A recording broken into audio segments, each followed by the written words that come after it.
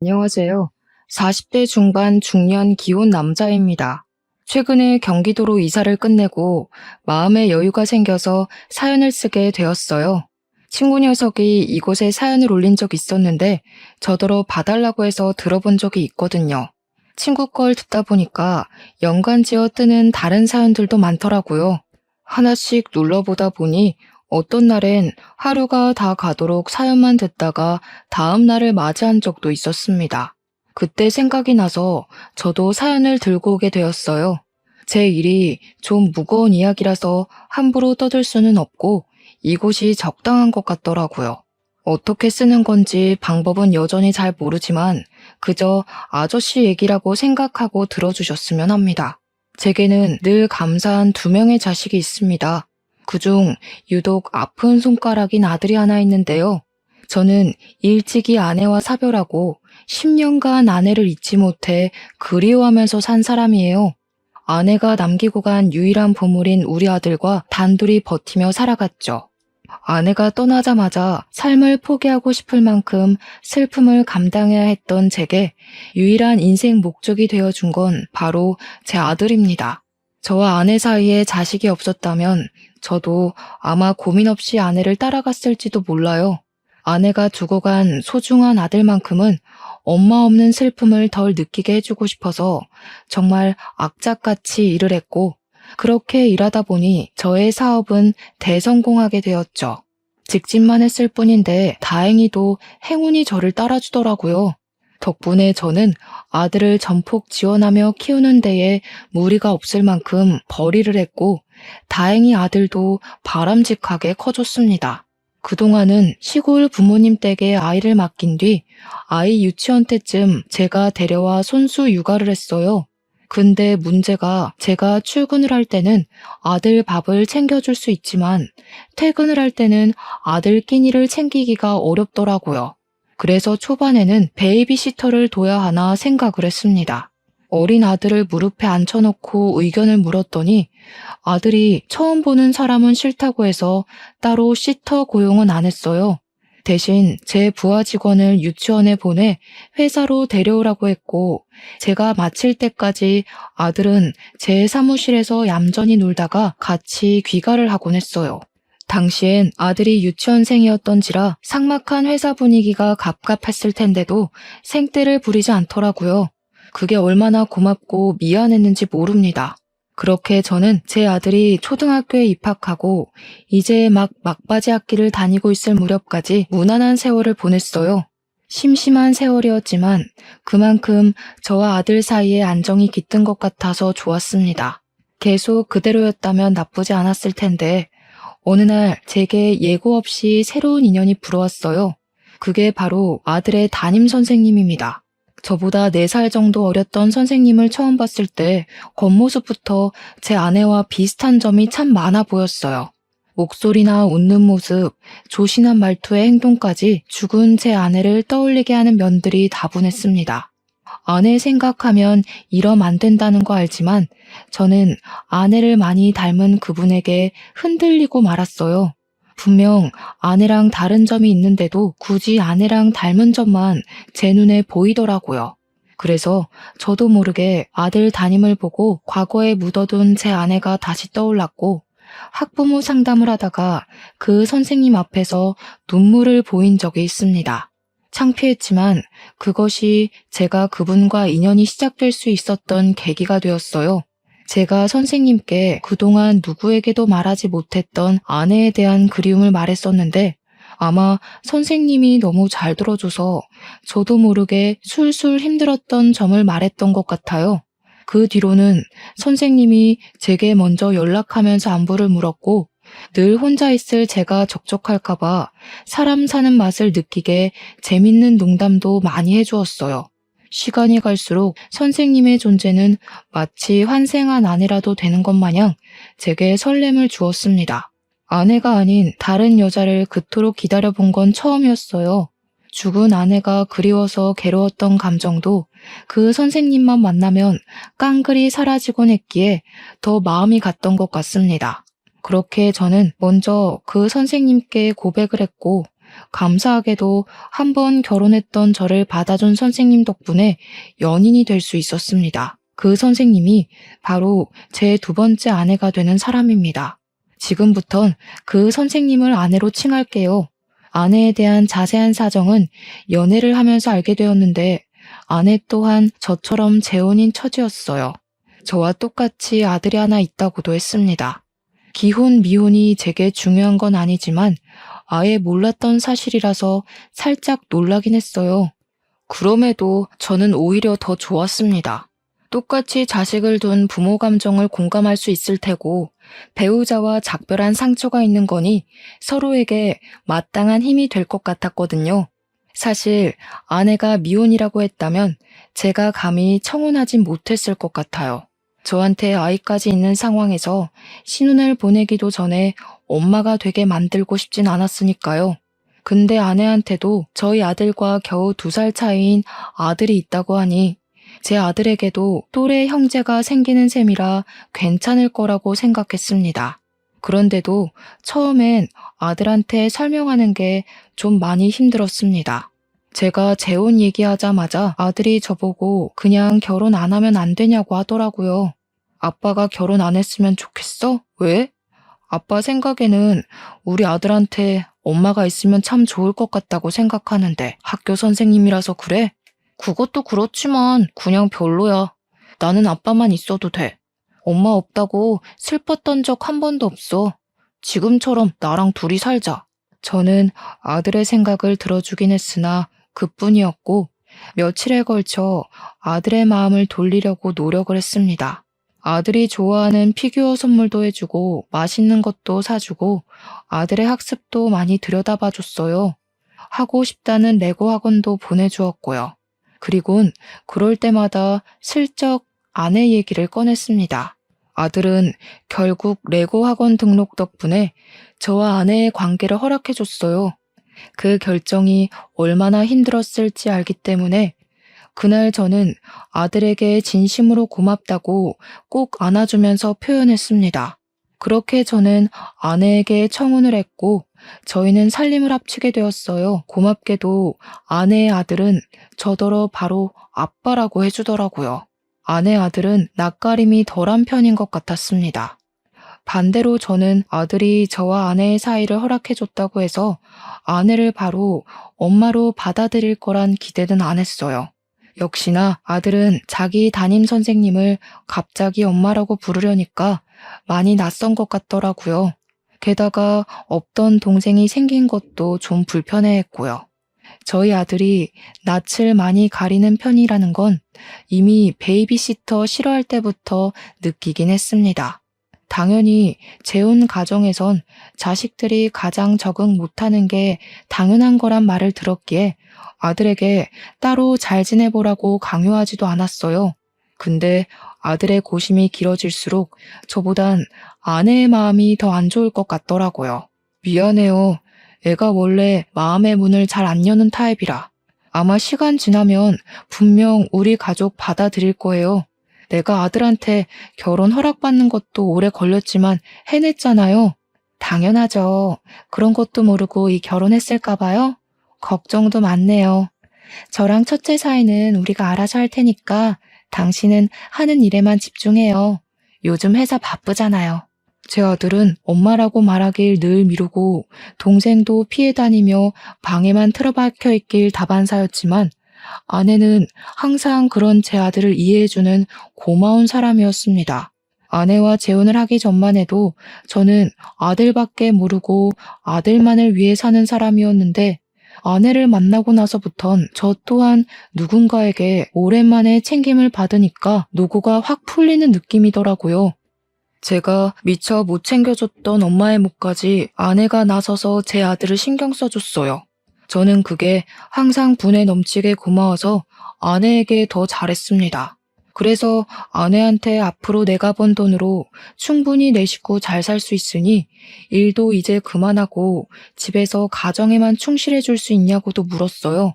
제가 용돈이랑 생활이 줄 거고 집안일도 절대 관여하지 않겠다고 자유롭게 지냈으면 좋겠다고 권유를 했거든요. 그러니 다행히 아내가 좋다고 해주더라고요. 자기 커리어를 과감하게 버려야 하는 부분이기도 한데 아내는 흔쾌히 우리 가족을 선택해 주었습니다. 아내는 정말 마음씨가 좋아서 혀를 내두를 정도로 제게 내조를 했어요. 제가 그날부터 배달 음식으로 점심을 먹지 않고 아내가 싸주는 도시락을 먹었잖아요. 고생하는 것 같아서 이렇게까지 안 해도 된다고 해도 아내는 그저 좋아하는 만큼 해주고 싶은 거라며 말도 참 예쁘게 했습니다. 저만 경제활동 시키는 게 미안하다면서 제가 움직이는 시간엔 아내도 움직이고자 노력하는 모습을 보여주는데 얼마나 사람 좋아 보이고 사랑스러웠는지 몰라요. 제게 행복은 아들이 전부였는데 그 틈새를 비집고 들어온 색다른 모양의 행복 덕분에 저는 살아갈 맛이 더 풍부해진 기분이었어요. 아들만 마음의 문을 열어준다면 우리 가족은 생기 가득 화목할 준비가 얼마든지 된 상태였어요. 그리고 드디어 외식 참여나 가족 모임 일절 안 하던 우리 아들이 어느 순간부터 변하기 시작하더라고요. 아들은 가족 일에 참여도 잘했고 아내나 동생을 보면 인사도 잘했습니다. 너무 고마워서 아들에게 따로 용돈을 더 주기도 했어요. 이제 다 되었다고 생각했습니다. 우리가 차차 가족으로 융화가 될 테니 더 행복해질 일만 남았다 싶었어요. 그런데 예상치 못하게 슬슬 비운이 찾아오더라고요. 그런 안 좋은 기분을 느낀 시기는 제 아들이랑 둘째가 나란히 방학을 했을 때 처음 느꼈습니다. 그 시기에 비운을 상상도 못했을 만큼의 축복을 먼저 받았거든요. 제 아내가 임신을 했던 시기였고 산부인과에서 정확히 검진까지 받고 온 날 저희 가족은 소고기로 외식을 했었어요. 역시나 착한 아내는 잘 먹지도 않고 아들들을 챙기기 바빴습니다. 제가 애들 그만 챙기고 당신 먹으라고 해도 아내는 그저 애들 먹는 것만 봐도 배부르다며 웃는 예쁜 사람이었어요. 하필 그런 상황에서 의외로 제 아들이 다시 가족과 멀어지고 있음을 느꼈습니다. 아들이 갑자기 저랑 눈이 마주치면 바로 피하고 화장실 가다 마주쳐도 바로 피하길 반복했어요. 그게 반복되다 나중에는 퇴근하고 제가 집에 들어오면 인사도 안 하고 방으로 들어가선 제가 잠자리에 들기까지 방에서 꼼짝도 안 했어요. 아내랑 둘째는 갈수록 밝아져 가는데 제 아들만 갈수록 어두워지는 것 같아서 무슨 말 못할 고민이 있나 좀 걱정이 되더라고요. 저는 일을 다니는 사람이니까 집 사정을 잘 모르거든요. 아내가 어련히 알아서 잘하니까요. 근데 우리 가족에 조금씩 융화되고 있는 것 같던 아들이 한순간에 다시 초기 때로 원상복귀된 모습 같아서 궁금할 수밖에 없었습니다. 아내한테 첫째 요즘 무슨 일 있냐고 물어봐도 아내는 심각한 고민 아니라고만 얘기를 했어요. 한참 사춘기잖아요. 저럴 땐 그냥 내버려 둬야 돼요.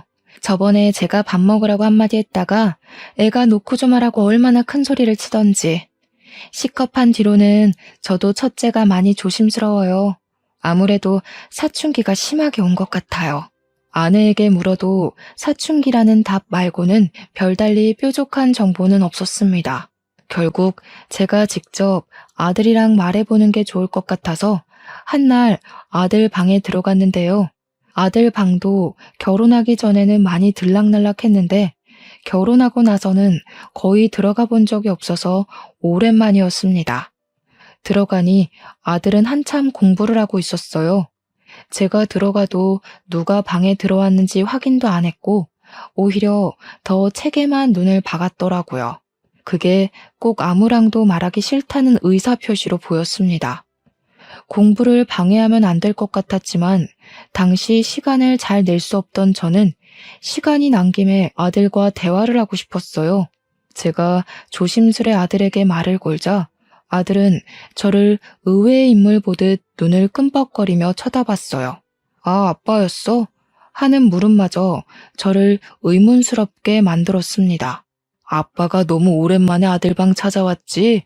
그동안 바빠서 인사도 잘 못했네. 아빠인 줄 몰랐어? 혹시 엄마 기다린 거야? 아니, 정신 나갔다고 그 아줌마를 기다리겠어? 나 그 아줌마 싫어. 제발 내 방에 함부로 좀 들어오지 말라고 해.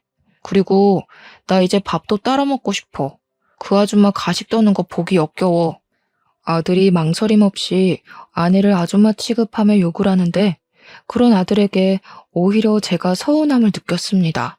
좋아져가는 가정 분위기에 찬물을 끼얹은 아들이 밉기도 했고 아들이 조금씩 아내랑 둘째를 받아들이는 줄 알았는데 사이가 더 틀어져 버린 것 같아 실망하기도 했기 때문이죠.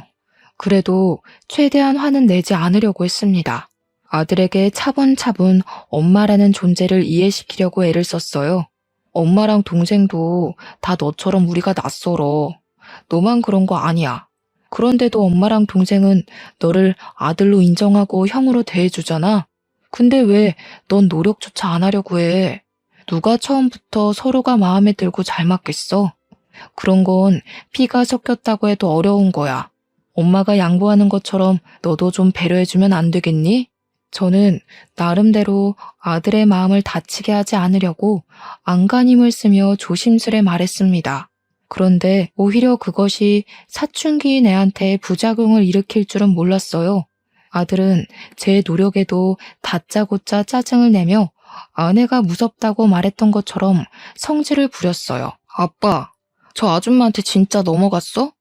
우리 엄마 벌써 다 잊은 거야? 저딴 게 무슨 엄마라고. 아빠는 저 아줌마한테 콩깍지 씌웠으니까 모르겠지.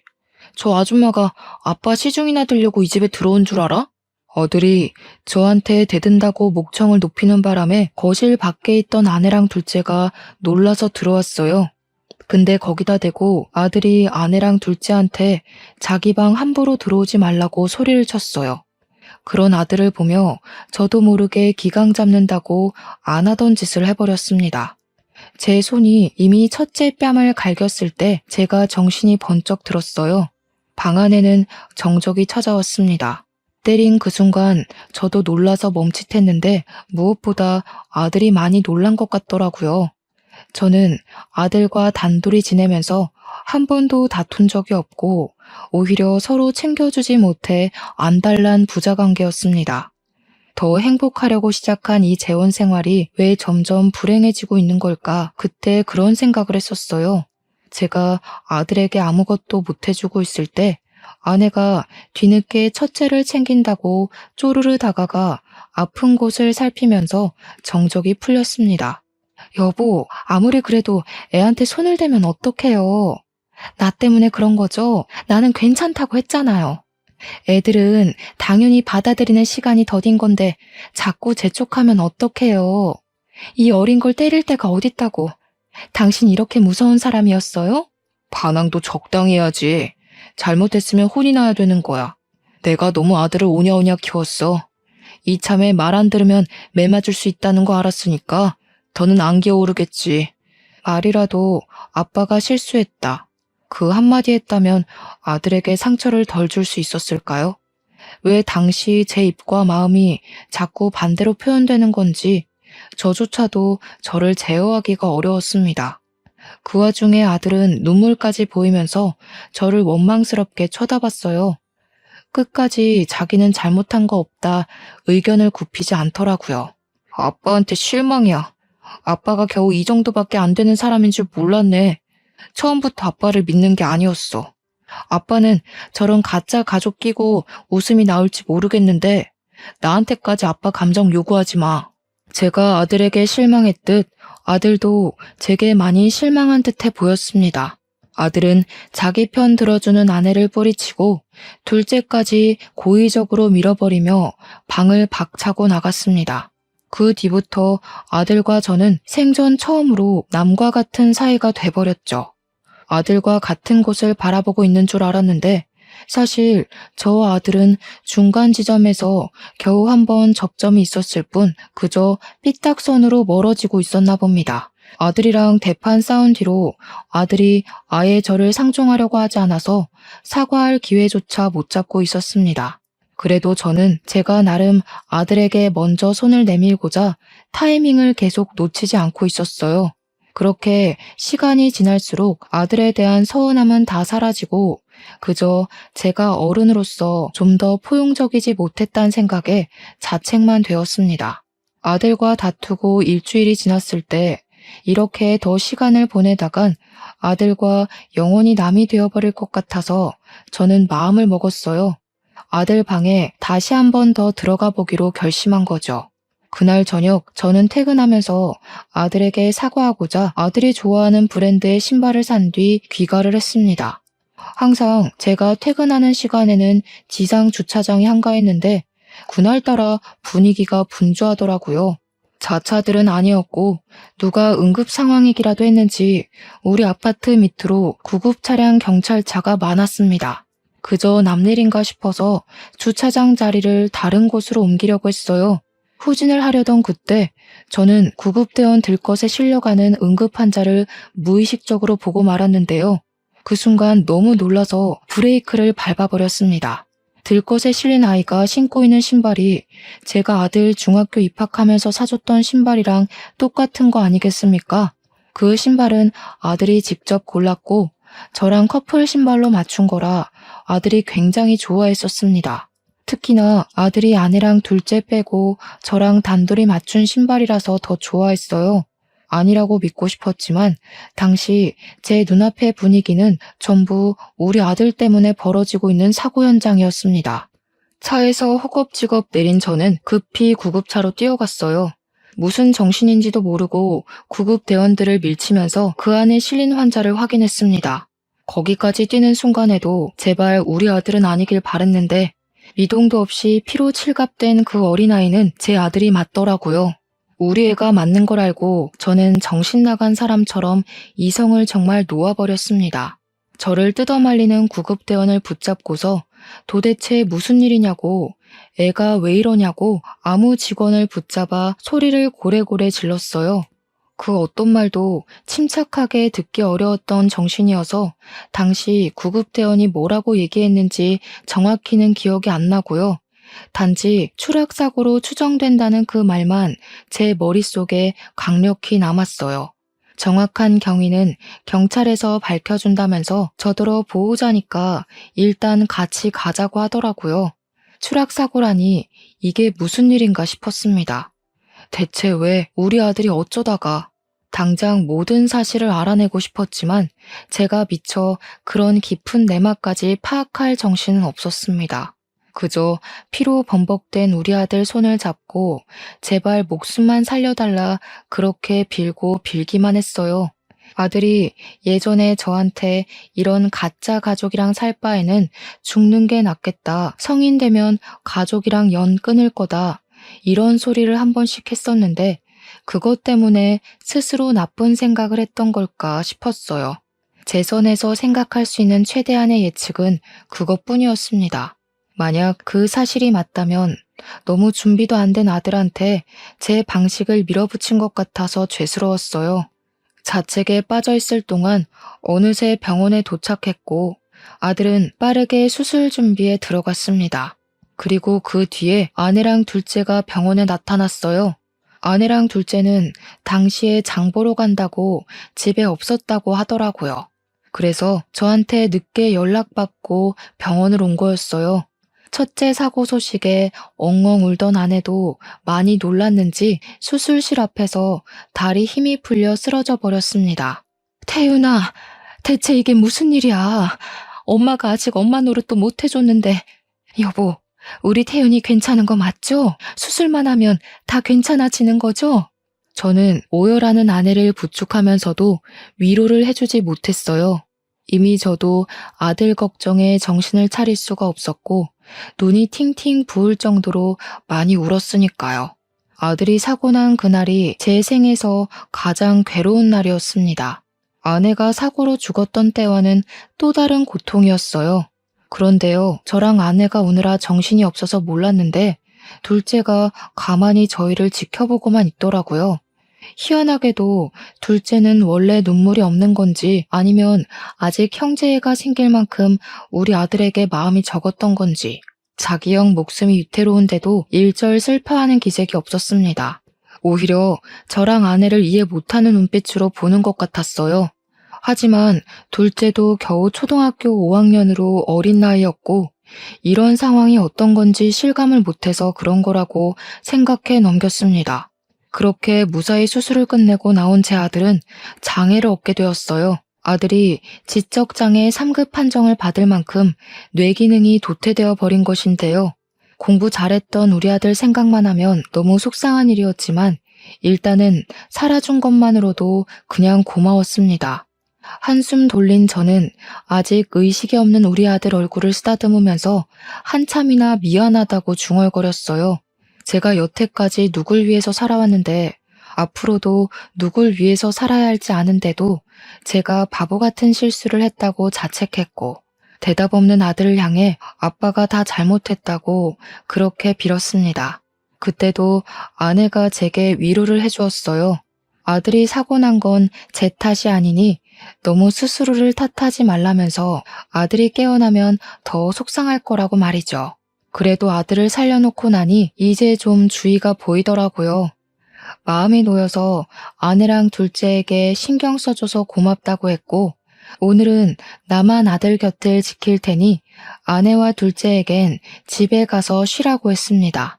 아내가 제 곁에 있어주겠다고 했지만 거절했어요. 혹시라도 아들이 깨어나면 최대한 스트레스 되는 자극은 없도록 하고 싶었으니까요. 그렇게 식구들을 보내고 저는 아들의 손을 꼭 잡고 앉아만 있었습니다. 아들 얼굴을 가만히 바라보다 보니 제가 아들의 웃음 모습을 못 본 지 오래됐다는 걸 알았어요. 도대체 내가 아들한테 무슨 짓을 했길래 웃음까지 잃게 만들었을까? 결국 모든 게 제 탓이란 것도 알았습니다. 아들이 깨어나기만 하면 더 이상 아무것도 욕심부리지 말고 아들이 원하는 뜻을 들어주겠다고 마음먹었어요. 설령 아들이 아내랑 둘째를 계속 거부한다고 해도 제가 해결할 수 있는 선에서 제 아들이 바라는 대로 해줄 생각이었습니다. 그리고 아주 늦은 밤 병실이 습한 것 같아서 가습기를 켜고 있을 때였어요. 마침 경찰한테 연락이 왔더라고요. 그때 저는 경찰에게서 충격적인 사실을 듣게 됩니다. 경찰은 우리 아내가 제 아들을 고의적으로 사고나게 만든 것 같다고 얘기를 했어요. 그리곤 그날 아파트 복도와 계단 CCTV를 보곤 수상한 장면이 포착되었다고 했는데요. 제 아들이 가장 먼저 집을 나왔는데 그 뒤로 아내랑 둘째가 급하게 쫓아나와서 제 아들 뒤를 쫓았다고 해요. 그렇게 사라진 곳은 다름 아닌 옥상이었다고 합니다. 여기까진 문제가 없었어요. 그런데 반대로 옥상을 나오는 영상이 이상하다고 했어요. 분명 올라갈 땐 셋이었는데 내려올 땐 아내랑 둘째 둘이서만 내려왔고 그 뒤로 아들 신고가 접수될 때까지 아들이 내려오는 영상은 찍히지 않았다고 했어요. 경찰이 확신을 준 건 아니지만 구구절절 말해주는 정황을 들어보면 아내가 제 아들을 옥상에서 밀어버렸다고 하는 것처럼 들렸습니다. 그래서 그렇게 얘기하고 있는 게 맞냐고 물어보면 경찰이 맞다고 수긍을 했어요. 그 말을 듣자마자 충격을 받았지만 저는 경찰에게 그럴 리 없다고 착오가 있던 게 아니냐고 할 수밖에 없었습니다. 아내는 누구를 해할 사람이 아니었고 우리 아들을 무엇보다 친자식으로 보듬었으며 아들이 수술실 들어갔을 때도 실신할 것처럼 울기까지 한 사람이에요.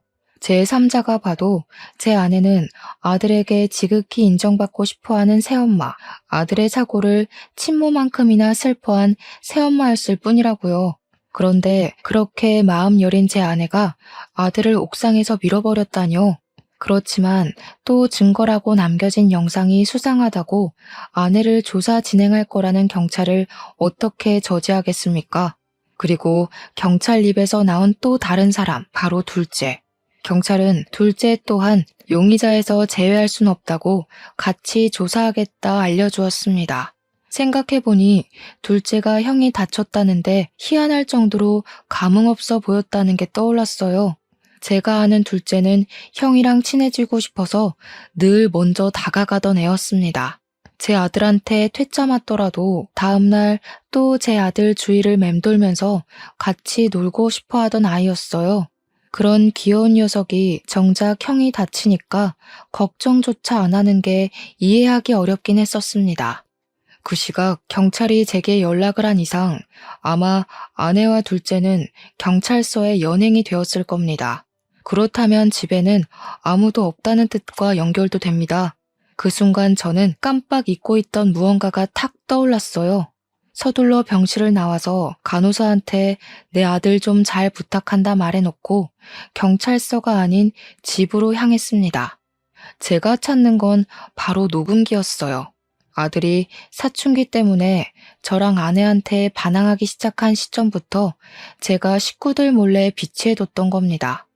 그땐 대체 아들이 아내한테 뭐라고 속을 썩이는 건지 알고 싶었고 제대로 가정교육하고 싶은 욕심 때문에 설치해놓은 거였어요. 근데 그 중요한 걸 정작 일이 바빠서 잊고 있다가 이제야 떠올리게 됐지 뭡니까? 집에 도착한 저는 급히 아들 책상 밑에 붙여놓은 녹음기랑 거실의 소파 밑에 숨긴 녹음기까지 2개를 다 꺼냈습니다. 배터리는 달아 있었지만 녹음된 시간이 아주 길어서 웬만큼 상황은 다 들어있었어요. 저는 부디 상황이 더 악화되지 않길 바라면서 재생 버튼을 눌렀습니다. 아빠가 너 말 믿어줄 것 같니? 네 아빠는 이미 네 엄마 따위 잊어버렸어. 나한테 정신이 나가서 쩔쩔매는 거 보고도 아빠가 계속 네 편이라고 생각해? 그래봤자 아줌마는 뒷전이에요. 우리 아빠 아직도 엄마 못 잊어서 휴대폰에 엄마 사진 갖고 있거든요. 아빠가 아줌마한테 빠졌다고 생각해요. 아빠는 아줌마가 엄마랑 닮아서 착각했던 것 뿐이에요. 저는 보자마자 눈치챘는데 어른이 돼서 그런 것도 몰라요? 보기보다 골이 비셨네. 아들의 막말 뒤로 무슨 둔탁 소리가 잠깐 났는데 그건 아마 아내가 아들의 뺨을 친 것 같았습니다. 조그만 게 되게 건방지네. 뚫린 입이라고 함부로 짓거리지 마. 그래봤자 네 아빠 잘못되면 내가 재산 상속 1순위야. 그때 돼서 잘못했다고 사정하지 말고 지금부터 엄마라고 해. 엄마 같아야 엄마라고 하지. 아빠 돈만 노리는 불려우 주제에. 아빠가 아줌마 실체 알면 바로 아줌마 버릴걸요? 멍청한 아줌마 때문에 자식까지 뭔 고생이야? 쟤도 남의 집 아빠한테 아빠라고 부르기 얼마나 싫겠어요. 저도 그 마음이에요. 아줌마같이 구토 나올 것 같은 사람한테 엄마 소리 아깝다고요. 녹음기에 녹화된 대화 내용은 제가 집에 있는 시간대 말고는 거의 살벌한 얼음판과 같은 분위기였습니다. 들을수록 제가 몰랐던 저희 가족의 실체가 서서히 수면 위로 떠오르는 것 같아서 너무 충격이었어요. 뿐만 아니라 녹음기 수명이 길었는지 아들이 사고 났던 그 당일에도 녹음이 되어 있더라고요. 나 임신한 거 알지? 네 아빠는 이미 너한테 마음 떴어. 앞으로 뱃속에 애까지 태어나면 네 아빠는 지금보다 더 너를 정신 나간 놈 취급할걸? 그러다 결국 호적까지 파이면 어쩌려고 그러니? 네가 잠자코 내 말 따르면 적어도 내가 너 버림받는 거 막아줄 수 있는데. 호적 파시던가요. 저도 아빠한테 말은 해볼게요. 아줌마가 아빠 재산 뺏으려고 벼르고 있다고 하면 아빠가 뭐라고 할지 궁금하네요. 우리 아빠 돈 욕심 부리는 사람 극도로 싫어하는 거 알려나 모르겠네. 어쨌든 녹음도 했으니까 아빠가 제 말을 안 믿진 않겠죠. 아들 말을 끝으로 투닥거리는 소리가 났는데 아무래도 아내가 아들에게 득달같이 달려들어 휴대폰 뺏으려는 소리 같았습니다. 휴대폰 가지고 갑자기 다툼이 벌어지는 것 보니 아들은 당시 휴대폰으로 아내의 실체를 녹음을 했던 것 같았어요. 어쩐지 경찰이 지난번에 아들 휴대폰이 없다고 혹시 봤냐고 물어본 적이 있었는데 그땐 그저 아들 사고 때문에 정신이 없어서 뭐든 생각할 겨를이 없었습니다. 그 뒤로 아들이 아내를 피해서 옥상으로 도망쳤던 것 같고 그걸 아내가 둘째 데리고 쫓아간 듯 했습니다.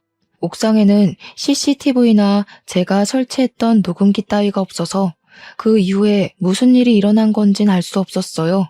그곳에서 우리 아들이 혼자 아내를 상대하다가 사고를 당했다고 생각을 하니 너무 가슴이 아팠습니다. 불행 중 다행인 건 아들이 추락하는 장소에 우거진 풀떼기가 많아서 목숨은 건질 수 있었다네요. 모든 사실을 알게 된 저는 아들에게 미안해서 이 충격적인 사실을 혼자 감당하게 했다는 게 죽을 만큼 미안해서 아들이 깨어날 때까지 그렇게 괴로웠습니다. 단순히 저의 잘못된 판단으로 아들만 피해를 본 거잖아요. 그럴수록 저는 아내를 용서할 수가 없었어요. 하나부터 열까지 아들의 말이 전부 맞았던 만큼 확실하게 아내를 엄벌하고 싶었어요. 어떻게 그 어린애를 상대로 어른이 그런 용심을 부릴 수 있단 말인가요? 저는 아내에게 의논 없이 제 집에서 아내 물건이랑 둘째 물건을 빼기 시작했어요. 이혼 소송도 그날 바로 신청했습니다. 그리고 아내를 진심으로 제 가족으로 여기기 위해서 제 사망보험금이랑 첫째 사망보험금 수익자로 아내를 해놨거든요. 그건 아내도 마찬가지로 자신과 둘째의 사망보험금 수익을 저에게 돌려놨었고요. 일단 아내 앞으로 되어 있는 걸 모조리 다 제 앞으로 전환해 놓았습니다. 어쩌면 아내가 제 재산을 탐내기 이전에 아들 사망보험금까지 욕심냈을지도 모르겠네요. 그렇게 순식간에 제 주위를 도사리고 있던 끔찍한 아내의 흔적을 모두 지웠어요. 그리고 이틀째 조사에 불응하여 조사 진행이 안 되었던 아내에게 찾아갔습니다. 아내는 저에게만 보였던 착한 얼굴로 제게 매달리며 왜 이제 왔냐고 경찰이 자기 말 안 믿어준다면서 억울했어요. 아내를 보자 녹음기에서 들었던 악마의 목소리가 겹쳐 보였는데 제가 어떻게 저런 여자를 죽은 제 아내와 같다고 생각했는지 모르겠더라고요. 이혼하자. 내 아들한테 해코지한 살인마랑 한 입을 덮고 자기 구역질라. 대체 돈이 뭐라고 그런 얼굴로 나를 속였는지 모르겠다. 네 애를 생각해서라도 똑바로 살았어야지. 어떻게 너 같은 사람이 선생을 할 수가 있어? 아내는 제 말에 당황해서 일단 모른 척을 하는 것 같았어요. 무슨 소리냐고 묻길래 아주 침착하게 아내가 처한 상황을 설명해 주었습니다. 이미 당신 앞으로 이혼 소송했고 콩고물이라도 떨어질 재산 일체 없고 내 아들 살인미수한 죄로 신고까지 했다고 말이죠. 그리곤 아내에게 녹음기 내용을 일부만 들려주곤 경찰한테 그것마저 제출을 했습니다. 멍청이가 아닌 이상 더는 모른 채 할 수 없었을 거예요. 아니나 다를까 아내가 정신이 나가서 본성을 드러냈는데 제가 이 순간을 얼마나 기다렸는지 몰라요. 결국 이럴 거였어? 내가 죽어라 당신 뒤치다꺼리 해주면 뭐해? 결국 당신 돈은 전부 그놈한테 갈 텐데. 그래서 내가 내 주머니 좀 챙기려고 했을 뿐이야. 그게 그렇게 잘못된 거야? 당신 사업체도 첫째한테 물려줄 생각만 했잖아. 내 아들이 병풍되게 생겼는데 그거 가만히 있을 엄마가 어딨어? 목소리 안 줄여? 뭘 잘했다고 큰 소리야. 겨우 이런 사람을 내 아들 엄마 시키려고 했던 게 쪽팔린다. 내 아들한테 이런 식으로 했구나. 근데 네가 좀 착각한 게 있네. 내 아들 말대로 넌 나한테 본처 대행일 뿐이었어. 네가 본처랑 좀 닮은 것 같아서 혹했던 거야. 너 볼 때마다 사별한 아내 생각 많이 했거든. 그건 고맙다. 네 껍데기 덕분에 가끔씩 아내랑 같이 있는 기분이었거든. 거짓말하지 마. 진짜 나한테 진심이 없었다고? 그런 사람이 나를 임신시켜? 그럼 당신은 좋아하지도 않는 여자 임신시키는 쓰레기야? 지금 나 매도하는 건 뱃속에 우리 아이까지 위협하는 거야. 잘 생각하고 판단해. 고의적으로 피해주는 사람도 있는데 실수하는 사람이라고 없을까? 걱정 마. 애 태어나면 네가 엄마 할 일은 없을 거야. 그 애 엄마는 네가 아니라 죽은 내 아내로 할 거거든. 애도 전과자 엄마는 창피해서 싫어할걸? 차라리 세상을 떴다고 하는 편이 아름답지. 아내는 자기 아이 빼앗길 통보를 받자 제정신을 놓고 저한테 달려들었습니다. 경찰이 바로 말리긴 했지만 저도 아내 머리채를 잡아서 떨어뜨려 놨어요. 차마 임신한 사람을 패대기 칠 수는 없겠더라고요. 애는 태어나는 순간 제가 친권을 가져갈 것이고 어차피 백수에다 범죄자 주제에 아내가 아이를 키울 순 없을 겁니다. 그리고 우리 둘째는 비록 제 아들 사고를 방관한 공범이라 볼 수도 있겠지만 둘째도 제겐 아들이에요. 엄마 잘못 만나서 잘못된 길로 빠지도록 내버려 둘 순 없어서 제가 데려오기로 했습니다. 그렇게 아내가 징역살이 중 출산을 했고 출산한 아이는 18개월이 지나서 예정대로 제 품에 돌아오게 되었어요. 사랑하는 제 아들은 지적장애 상급임에도 지능이 12살 정도라서 생활하는 데는 큰 문제가 없었어요. 다만 이걸 다행이라고 봐야 하는 건지 모르겠으나 기억상실증에 걸렸습니다. 아들이 저는 기억을 하지만 전처의 존재를 전혀 기억하지 못하더라고요. 그래도 아들에게 저와 좋았던 기억만은 남아있는지 저를 볼 때마다 싱긋싱긋 웃습니다.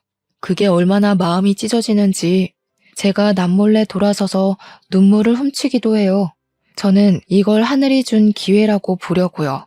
아들의 아픈 기억을 도려내줬으니 이젠 더 좋은 추억을 아들에게 선물하라는 뜻으로 말이죠. 아, 그리고 아내가 징역살이하러 들어가고 한 달쯤 됐을 때 아내의 전 남편이 저를 어떻게 알아냈는지 직접 연락 왔었어요. 전처에 대해서 제가 전혀 몰랐던 얘기를 하더라고요. 그 사람이 어디 가서 또 그런 짓 하고 있는 줄은 몰랐는데 근래에 감옥 갔다는 소식 듣고 수소문했다가 연락드렸어요. 사실 그 여자 정신적으로 문제가 많은 사람이에요. 저랑 결혼했을 때 중간에 분노 조절 장애랑 리플리 증후군 판정을 받았었거든요. 듣자 하니 전처는 정신 이상이 너무 심해서 정신과 약을 복용해야 할 정도였는데도 불구하고 정신과 병원을 방문하게 되면 자기 선생 직함 날아간다고 절대 병원을 가지 않았고 그래서 누적된 상태가 결국 심한 병으로 도졌다고 합니다. 리플리 증후군이란 소리는 전처 때문에 처음 검색을 해서 알아봤어요. 이런 사람들은 앞뒤 다른 모습은 기본이고 자신이 거짓말로 꾸미는 세상을 진짜라고 믿는 사람들이래요. 그래서 전처가 저한테 그렇게 거짓말을 잘 친 거였습니다. 저랑 살면서 보였던 말도 안 되는 모습들은 이미 전처 전 남편도 똑같이 겪은 사실이더라고요. 심지어 전 남편이랑 살 때는 분노 조절 장애가 더 도드라져서 이혼 전에 신혼집에 있던 TV도 부시고 시계나 눈에 보이는 살림살이 등을 거의 박살냈다고 하네요. 저와의 결혼 생활을 그리 길게 하지 않았던지라 아마 제 앞에선 감출 만큼 버틸 수 있었나 봅니다. 전 남편한테서 전처의 모든 실체를 알고 나니 제가 안 보는 사이 그 여자가 얼마나 우리 아들을 다그치고 때렸을지가 상당하더군요. 그나저나 전처의 전 남편이 저를 찾아온 이유는 전처의 실체를 밝히는 것 외에 또 다른 이유가 있었습니다. 저희 둘째 얘기를 하더라고요. 자기도 그 정신 나간 여자한테서 자기 친아들을 데려오고 싶었는데 그때 전처가 악바리를 써서 친아들의 양육권을 가져갔었다고 해요.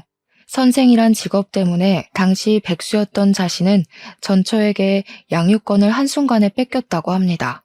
자기가 최대한 법원에서 전처의 정신질환을 고백하고 증언했지만 정신과 진료 기록이 없어서 받아들여지지 않았다고 하네요. 그래서 자기는 여태 친아들을 잊지 못했고 항상 둘째 학교 근처를 기웃거렸다고 합니다. 근데 어느 순간 그 선생이었던 그 여자가 일을 그만두고 둘째도 같이 사라졌대요. 그 뒤로 전혀 소식을 모르다가 최근에 전처가 징역살이를 시작한 걸 알았고 자기 친아들을 이제 자기가 데려가서 키우고자 한답니다. 저는 저와 같은 처지인 전처의 전 남편을 보면서 둘째를 친아빠에게 보내줘야겠다고 생각했어요. 그래서 뒷날 그분과 함께 둘째를 만났는데 둘째가 친아빠랑 인사도 하기 전에 먼저 달려와 부둥켜 안더라고요. 바로 이런 게 부자관계인데 전처의 강압 때문에 그동안 저한테 아빠라고 잘 불렀던 건지 둘째는 저를 아빠로 대우했지만 저런 따뜻한 정은 전혀 없었거든요. 둘째 친아빠는 다행히 번듯한 회사원이어서 둘째를 충분히 책임질 만한 여력이 되는 사람이었어요. 저는 그렇게 둘째와 마지막 인사를 하고 자주 보자고 한 뒤 아이를 보내주었습니다. 지금도 생일이나 명절에는 종종 봐요. 제가 어쩌다가 그런 여자랑 결혼을 해서 우리 아들을 다치게 만들었을까요? 조금만 신중한 어른이었다면 그런 실수는 하지 않았을 텐데 아마 죽은 제 아내도 하늘에서 내려다보며 많이 슬퍼했을 겁니다. 다들 저보다는 현명하시겠지만 재혼할 때 자식이 있다면 꼭 신중하게 알아보셨으면 해요. 저는 그 여자가 선생님이라는 직업 때문에 단번에 신뢰를 해버렸어요. 선생이니까 우리 아들한테 더 잘해줄 거라 생각했는데 믿었던 만큼 배신감이 너무 크네요.